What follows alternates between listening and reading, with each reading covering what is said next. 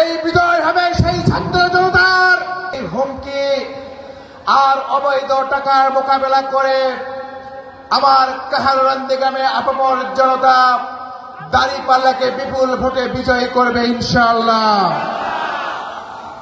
আমাদের এই বিজয় ইনশাআল্লাহ, আমাদের এই বিজয় শুধু জামাতের বিজয় হবে না, আমাদের এই বিজয় শুধু ছাত্র শিবিরের বিজয় হবে না, আমাদের এই বিজয় কাহারুরান্দি গ্রামের জামাত, বিএনপি, এনসিপি থেকে শুরু করে সকল রাজনৈতিক দল এবং গণমানুষের বিজয়ে পরিণত হবে ইনশাআল্লাহ।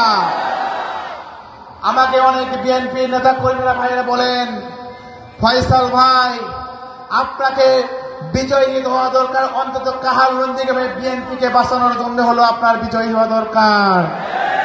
আমি কি ভুল বললাম? এখানে আমি বিশ্বাস করি অন্তত হাজারের অধিক বিএনপির কর্মী ভাইরা আছেন না? সুতরাং দাঁড়িপাল্লার প্রতীক এই কাহারুরান্দি গ্রামে কোন দলের প্রতীক নয়। দাঁড়িপাল্লায় কাহারুরান্দি গ্রামের দল বা ধর্ম বর্ণ নির্বিশেষে সকলের বিজয়ের প্রতীকের নাম। সম্মানের উপস্থিতি, আমরা বিজয়ী হলে ইনশাআল্লাহ আমাদের বিজয় শুধু আমাদের বিজয় হবে না, এই বিজয় হবে এই কাহারুরান্দি গ্রামের সেই অসহায় কৃষকের বিজয়, যে কৃষক বছরের পর বছর ধরে চাঁদাবাজদের বাধ্য হয়ে তাদের চাঁদা দিতে হচ্ছে।